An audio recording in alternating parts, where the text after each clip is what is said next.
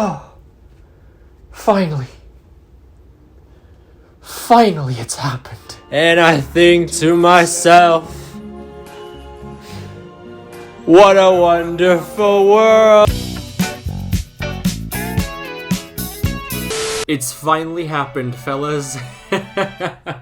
After 7 matches of horrible pain and suffering, agonizing defeat after agonizing defeat, finally, Vietnam have won a qualifying match. I feel like a new man, freed from the shackles of misery and defeat. I can now go outside and the colors are more vivid than ever. And quite frankly, my mind is finally at peace. For now, at least. Just to make things even better, though, we defeated China on New Year's. So with that being said, this is the first result against China that hasn't been a loss, and not to mention, we are the first Southeast Asian team to earn a win in the final round of qualifiers. I don't think I have ever been this happy to be recording a video, especially one for Vietnam. Now, with that all being said, I'm sorry to blue ball you here, but we have to review the Australia match before the China match. It's just how the norm goes. We have to build up as much pain as humanly possible so that victory is so much more sweeter. Now, the last time Australia and Vietnam met, it was a 1-0 loss for us. The objective of this match for the Vietnamese was basically to survive, because this was an Australian side trying to max out on as many points as possible in their last few matches. They're currently 3rd right now, and remember that 3rd is an automatic qualification. You have to go into a playoff against the other group's team that finished 3rd, and say you win the match. That's great. Say hello to CONMEBOL. First half of the match was completely dominated by Australia, and that translated into an early goal by Jamie McLaren. Vietnam, on the other hand, couldn't really do anything. Anytime they won the ball, Australia would win it right back. Although, there was one moment when a threaded Wing Quang high ball met Van Duk's feet. Van Duk unsuccessfully pivoted and lost the ball, but it showed where Australia were a little bit weaker. Funny you say that, Maxwell, because about a minute later, Australia scored again. The second half, however, was much better from Vietnam. Before, anytime I talked about Vietnam's good spells of possession, I'd always be talking about quick short passing sequences, escaping the press, all that kind of stuff. This time it was different, and I think it was for the better. Vietnam's tempo was slower than usual, but at the same time, the team looked much more composed than previous matches. And with that sense of composure, these players were a lot more patient. They just let the game flow and let it go to them. And because of that, there were just more meaningful chances created. There was one chance where Wing Kong Feng probably should have scored, but Matt Ryan is just different. But we had not seen any of that throughout the entire qualification campaign. It was just different, and I liked it. But just when Vietnam were looking more dangerous, it meant less numbers back, and Australia, with just 1 goal kick, took advantage of that. Just to make things even worse, Pushkas man Riley McGree, who had just left my beloved Charlottetown, adds not salt, but sulfuric acid into my wounds and scores Australia's 4th. Man of the match for Australia easily was Tom Rogic. He was everywhere in the midfield. 93% passing accuracy, 3 big chances created, and 1 assist. And probably should have been more. Now, despite the fact that Vietnam had lost 4-0, definitely the worst defeat we had seen in the entire campaign,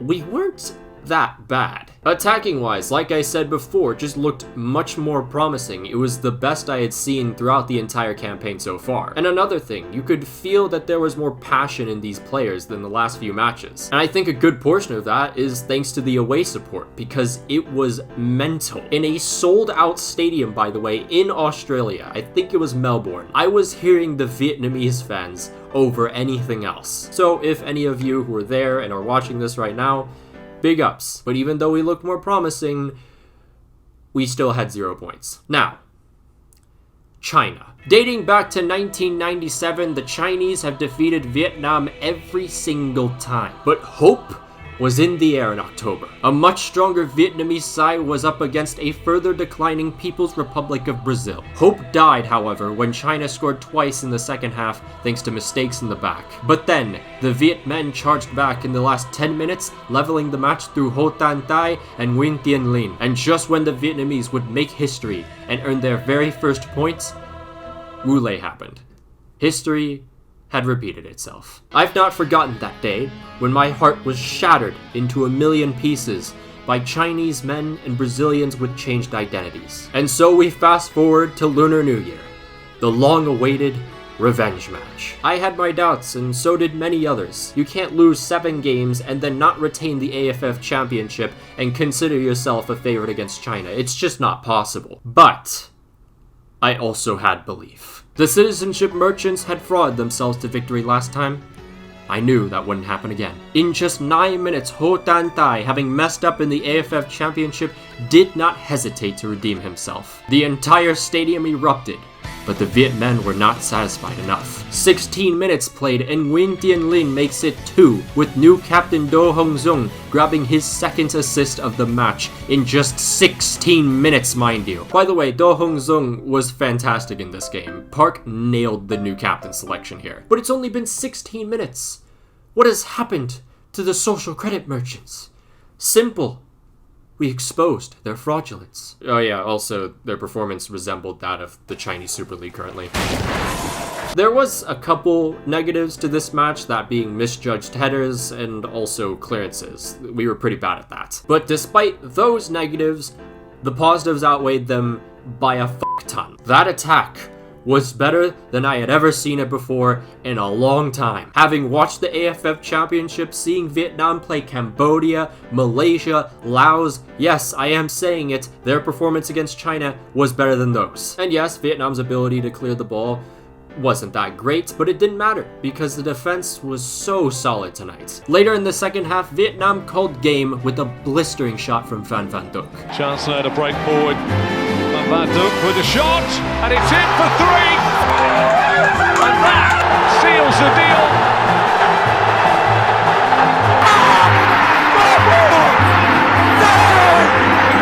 deal! 3-0.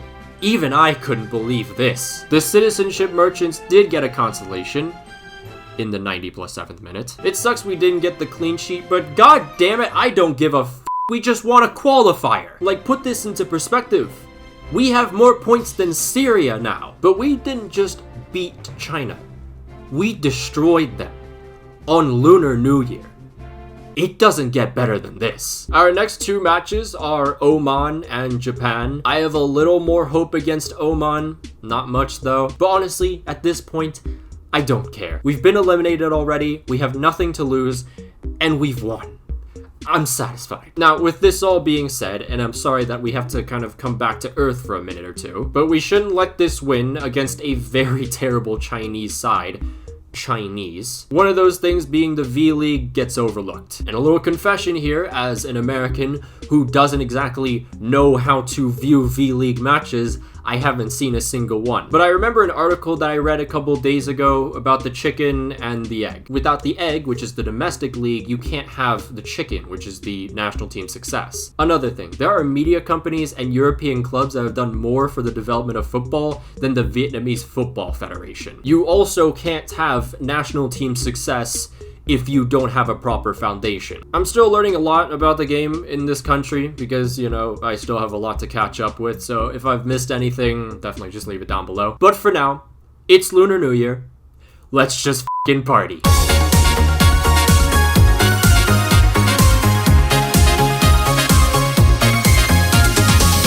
Hopefully you guys enjoyed this video, and a massive shout out to our patrons, of course: Janos Balas, Daniel Ortiz, Edgar A.S., Joseph Bonfante, Lacazette Goat, Windin Mintang, Scott Skunk, Victor, Dominic Griffin, Emmett Shea, Lewis, Joe Gallagher, Tomicus, Andres Tube Gaming, Big Bird, Cash Getty, Exo, and Casa. If you'd like to join the Patreon, there'll be a link down below and up in the annotation. You can follow my Twitter if you'd like for any updates and just me live tweeting matches. Follow my Instagram if you want. Follow my TikTok, trying to get to 4,000. And of course, you can follow my inactive Twitch. But until then, I'll see you guys.